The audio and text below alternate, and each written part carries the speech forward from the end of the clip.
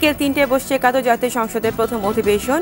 উদ্বোধনী অনুষ্ঠানে দিক নির্দেশনামূলক ভাষণ দেবেন রাষ্ট্রপতি। ডাকসু নির্বাচনে অংশ নিতে পারবেন স্নাতক, স্নাতকোত্তর ও এমফিলের শিক্ষার্থীরা। বয়স থাকতে হবে ৩০-এর মধ্যে। ভোট কেন্দ্র থাকছে হলেই। আরটিভি সাংবাদিকদের উপর হামলার ঘটনায় ৩ সদস্যের তদন্ত কমিটির স্বাস্থ্য মন্ত্রণালয়। দোষীদের বিরুদ্ধে ব্যবস্থা নেওয়ার আশ্বাস মন্ত্রীর। এবং বিপিএল এ দুপুর ১:৩০ চিটাগং ভাইকিংসের মুখোমুখি হবে ঢাকা ডায়নামাইটস। সন্ধ্যায় সিলেট সিক্সার্সের বিপক্ষে লড়বে রাজশাহী কিংস।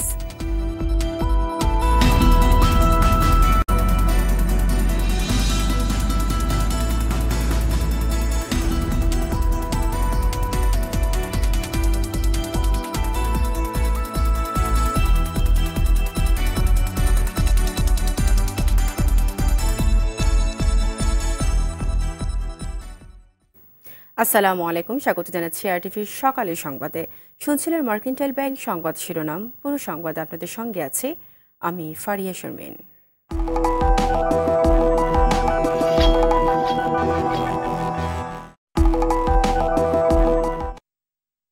এছাড়াও সংবাদে থাকছে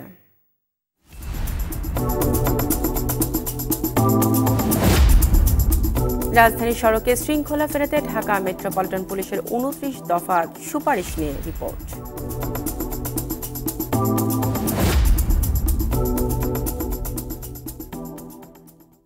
এবার বিস্তারিত। আজ বিকেল ৩টায় বসবে একাদশ জাতীয় সংসদের প্রথম অধিবেশন। উদ্বোধনী অধিবেশনে সরকারের বিভিন্ন উন্নয়নমূলক কর্মকাণ্ড তুলে ধরে সংসদের দিক নির্দেশনামূলক ভাষণ দেবেন রাষ্ট্রপতি। ৩০ ডিসেম্বর সংসদ নির্বাচনে নিরঙ্কুশ বিজয় পায় আওয়ামী লীগ।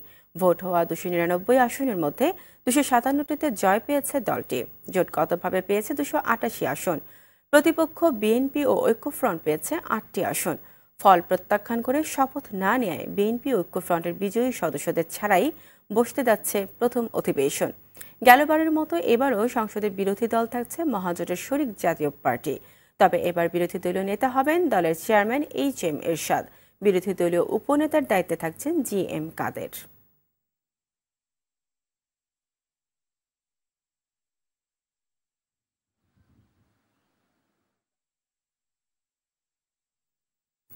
ডাকসু নির্বাচনে কারা ভোটার ও প্রার্থী হতে পারবেন তা ঠিক করেছে ঢাকা বিশ্ববিদ্যালয়ের সিন্ডিকেট। মঙ্গলবার সন্ধ্যায় সিন্ডিকেট সভা শেষে বিশ্ববিদ্যালয়ের ভারপ্রাপ্ত রেজিস্ট্রার এনামুজ্জামান সিন্ডিকেটের সিদ্ধান্তের কথা জানান। বলেন, যেসব শিক্ষার্থী ঢাকা বিশ্ববিদ্যালয়ে ভর্তি পরীক্ষার মাধ্যমে স্নাতক প্রথম বর্ষে ভর্তি হয়েছেন এবং বর্তমানে স্নাতক, স্নাতকোত্তর কিংবা এমফিলে পড়াশোনা করছেন, কেবল তারাই ভোটার ও প্রার্থী হতে পারবেন। তবে অবশ্যই তফসিল ঘোষণার দিন তাদের বয়স ৩০ বছরের মধ্যে থাকতে হবে। এর মধ্যে যেসব শিক্ষার্থী দেশে বিদেশে সরকারি কিংবা বেসরকারি চাকরিতে কর্মরত আছেন তারা ভোটার ও প্রার্থী হতে পারবেন না বলে জানান ভারপ্রাপ্ত রেজিস্ট্রার। গঠনতন্ত্র অনুযায়ী ভোট কক্ষ আবাসিক হলেই স্থাপনের সিদ্ধান্ত নিয়েছে সিন্ডিকেট। এছাড়া বেশ কিছু নির্বাচনী আচরণবিধিও নির্ধারণ করা হয়েছে সিন্ডিকেট সভায়। তারা ভোটার হতে পারবেন না। সরকারি, বেসরকারি অথবা দেশে বা বিদেশে যে কোনো প্রতিষ্ঠানে কর্মরত কোনো শিক্ষার্থী ভোটার হতে পারবেন না। আরটিভির সাংবাদিকদের উপর হামলার ঘটনায় ৩ সদস্যের তদন্ত কমিটি গঠন করেছে স্বাস্থ্য মন্ত্রণালয়। ঘটনার সুষ্ঠু তদন্ত করে দোষীদের বিরুদ্ধে ব্যবস্থা নেওয়া হবে বলে জানান স্বাস্থ্যমন্ত্রী জাহিদ মালিক। এদিকে হামলার ঘটনায় তীব্র নিন্দা ও প্রতিবাদ জানিয়েছেন জাতীয় press club, BFUC, Dhaka reporters unity ও ঢাকা সাংবাদিক ইউনিয়নের নেতারা। আরো জানাচ্ছেন এহতারামুল হক।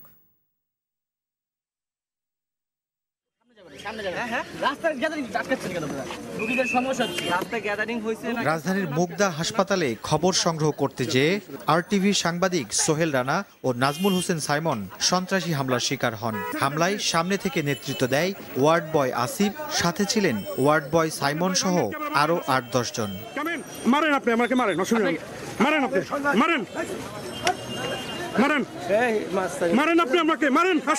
ঘটনা তদন্তে স্বাস্থ্য মন্ত্রণালয়ের অতিরিক্ত সচিব শেখ মুজিবুর রহমানের নেতৃত্বে ৩ সদস্যের তদন্ত কমিটি গঠন করে স্বাস্থ্য মন্ত্রণালয়। কমিটিকে ৭ দিনের মধ্যে প্রতিবেদন জমা দিতে বলা হয়। এখানে যদি কোনো অনাকাঙ্ক্ষিত ঘটনা ঘটে থাকে এই বিষয়টি আমি দেখব, কি ঘটনা ঘটেছে। যদি আমাদের হাসপাতালের কোনো ব্যক্তিরা অন্যায় করে থাকে তাহলে তার ব্যবস্থা নেওয়া হবে।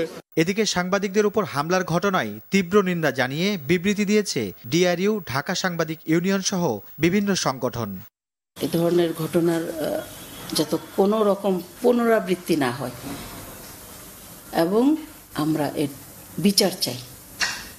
কারা দোষী, এই দোষীদের বের করে শাস্তি দিতে হবে। মাননীয় প্রধানমন্ত্রী যে মুহূর্তে দুর্নীতিকে জিরো টলারেন্স ঘোষণা করেছেন, তখন তাদের উপরে এই হামলা পরোক্ষভাবে মাননীয় প্রধানমন্ত্রীর যে সদিচ্ছা বা প্রতিশ্রুতি, তার বিরুদ্ধেই একটি বড় ধরনের অন্তরায় সৃষ্টি করেছে। যারা এই ধরনের কাজ করেছে, স্বাস্থ্য মন্ত্রণালয় এবং স্বাস্থ্যমন্ত্রী এবং মাননীয় প্রধানমন্ত্রী এদিকে নজর দেবে। নজর দিয়ে এই যে গণশত্রু যারা এই কাজ করতে যারা বাধা দিয়েছে, সাংবাদিকদের নাজেহাল করেছে, তাদের দৃষ্টান্তমূলক শাস্তি দিবে। আর যদি শাস্তি কার্যকর না করে, ঢাকা সাংবাদিক ইউনিয়ন সাংবাদিকের অধিকার এবং মর্যাদা রক্ষার স্বার্থে তারা কার্যকর আন্দোলন গড়ে তুলবে। সন্ধ্যায় হামলাকারী ওয়ার্ড বয় আসিফকে বরখাস্ত করার কথা জানায় মুগদা হাসপাতাল কর্তৃপক্ষ। এহতেরামুল হক, RTV, ঢাকা। নির্ধারিত স্থান ছাড়া যাত্রী ওঠানামা বন্ধ, route franchise, on street parking, প্রধান সড়ক রিকশা মুক্ত করা সহ রাজধানীর রাস্তায় শৃঙ্খলা ফেরাতে 29 দফা সুপারিশ প্রধানমন্ত্রীর কার্যালয়ে পাঠিয়েছে ঢাকা মেট্রোপলিটন পুলিশ। ডিএমপি মনে করে স্বল্প ও মধ্যমেয়াদী এসব পরিকল্পনা বাস্তবায়ন হলে রাজধানীর সড়কে শৃঙ্খলা ফিরবে। পরিবহন বিশেষজ্ঞ ডক্টর শামসুল হক বলেন, এইসব সুপারিশ বাস্তবায়নের পাশাপাশি দীর্ঘমেয়াদী পরিকল্পনাও হাতে নেওয়া জরুরি। বিস্তারিত জুবায়ের সানির রিপোর্টে। বিশেষ অভিযান, জরিমানা, ভ্রাম্যমাণ আদালত সহ রাজধানীর সড়কে শৃঙ্খলা ফেরাতে বিভিন্ন সময় নানা উদ্যোগ নিয়েছে ঢাকা মেট্রোপলিটন পুলিশ।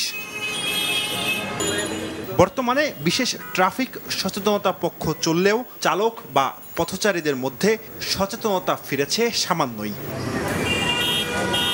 এ অবস্থায় সড়কে শৃঙ্খলা ফেরাতে গত 13ই জানুয়ারি প্রধানমন্ত্রীর কার্যালয়ে 29টি স্বল্প ও মধ্যমেয়াদী কর্মপরিকল্পনার সুপারিশ পাঠায় ডিএমপি। সুপারিশগুলোর মধ্যে রয়েছে বাস স্টপেজ উন্নত করা, on street parking, road divider ঊর্ধ্বমুখী করা, গণপরিবহনের শৃঙ্খলা আনা, রোড মার্কিং নিশ্চিত করা, আধুনিক ট্রাফিক সিগন্যাল ব্যবস্থাপনা, বাস রুট ফ্র্যাঞ্চাইজ করা, বিভিন্ন সড়ক রিকশা মুক্ত করা, স্কুল বাস চালু করা সহ আরও 20টি বিষয়ে সুপারিশ করা হয়েছে। আরও কিছু কাজ করার জন্য আমরা মনে করি যে সর্বোচ্চ সমন্বয় ফোরাম হিসাবে প্রধানমন্ত্রীর দপ্তর থেকে আরও কিছু দিক নির্দেশনা দেওয়া হলে আমার মনে হয় সব ডিপার্টমেন্টের ভিতরে কাজ করার জন্য একটা সহায়ক হবে। তবে সুফল পেতে সবগুলো সংস্থাকে আন্তরিকতার সাথে কাজ করতে হবে বলে মনে করেন এই কর্মকর্তা। এখানে যে যে ডিপার্টমেন্ট আছে প্রত্যেক ডিপার্টমেন্টের সমন্বয় করে কাজ করে যার যার দায়িত্ব পালন করে এগুলো কমপ্লিট করা হলে ঢাকা শহরের ট্রাফিক শৃঙ্খলা আরও উন্নত হবে বলে আমি আশা করি। পরিবহন বিশেষজ্ঞ ডক্টর শামসুল হক বলেন, রাজধানীর রাস্তায় শৃঙ্খলা ফেরাতে বড় উন্নয়ন প্রকল্প বাস্তবায়নে কর্তৃপক্ষকে আরও তৎপর হতে হবে। ছোটখাটো কিছু সংস্কার করার জন্য বলা হয়েছে। এটা দিয়ে কিন্তু একটা শহরকে লিভেবল করা যাবে সেটা সম্ভব না। 2 টার্মে কিন্তু আমি বুঝে ফেলেছি কোথায় কোথায় আমার সমস্যাগুলি আছে, ইম্পর্টেন্ট প্রজেক্টগুলি আছে, সংস্কারগুলি আছে, দ্রুত করে ফেলতে হবে, কারণ ট্রান্সপোর্টেশনের সমস্যাটা অত্যন্ত জটিল। রাজধানীর রাস্তায় মানসম্মত ও পর্যাপ্ত গণপরিবহন ব্যবস্থা চালু না হলে কোনো কার্যক্রমেই সুফল পাওয়া যাবে না বলে জানান ডক্টর শামসুল হক। কালক্ষেপণের কোনো সুযোগ নাই। জুবায়ের সানি, RTV, ঢাকা। জিআই পণ্য হিসেবে নিবন্ধন পেল চাঁপাইনবাবগঞ্জের ক্ষীরসাপাত আম, বাজারে যেটি হিমসাগর নামেও পরিচিত। এই খবরে উচ্ছ্বসিত চাঁপাইনবাবগঞ্জের আম চাষি ও ব্যবসায়ীরা। তারা জানান, হিমসাগর আম এখন থেকে ক্ষীরসাপাত নামেই বাজারজাত করা হবে।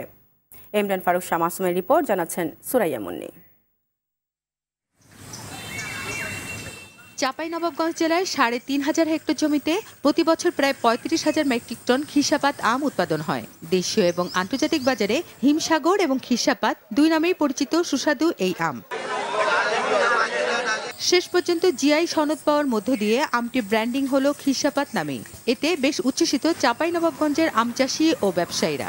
বছর বছর এই আমের ব্যবসা করে শুধু লোকসান গুনে গেছে, আশা করি তারা কিছুটা হলেও লাভবান হবে। এই আমটি অত্যন্ত সুস্বাদু এবং ভালো আম, ভালো জাতের আম।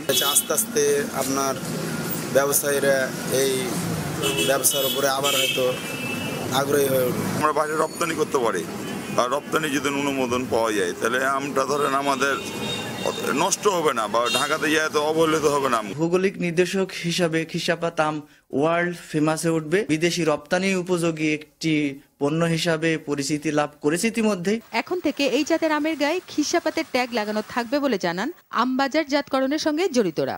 স্বীকৃতির ফলে এই আমটি দেশে বিদেশে যেমন সুনাম অর্জন করবে, পাশাপাশি আম চাষি ব্যবসায়ী বাগান মালিকদের আগামী দিনে এটি বাজার যেতে এবং ন্যায্য মূল্য পেতে অনেক সহায়তা করবে।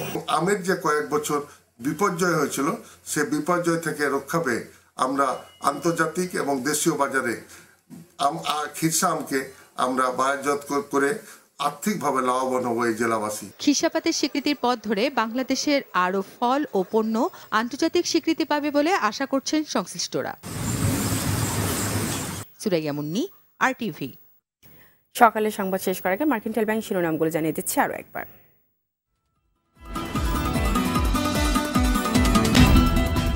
বিকেল ৩টায় বসছে একাদশ জাতীয় সংসদের প্রথম অধিবেশন। উদ্বোধনী অনুষ্ঠানে দিক নির্দেশনামূলক ভাষণ দেবেন রাষ্ট্রপতি। ডাকসু নির্বাচনে অংশ নিতে পারবেন স্নাতক, স্নাতকোত্তর ও এমফিলের শিক্ষার্থীরা। বয়স থাকতে হবে ৩০-এর মধ্যে, ভোট কেন্দ্রে থাকছে হলেই। RTV সাংবাদিকদের উপর হামলার ঘটনায় ৩ সদস্যের তদন্ত কমিটির স্বাস্থ্য মন্ত্রণালয়ের দোষীদের বিরুদ্ধে ব্যবস্থা নেওয়ার আশ্বাস মন্ত্রীর। এবং বিপিএলে দুপুর ১:৩০ চিটাগং ভাইকিংসের মুখোমুখি হবে ঢাকা ডায়নামাইটস। সন্ধ্যায় সিলেট সিক্সার্সের বিপক্ষে লড়বে রাজশাহী কিংস।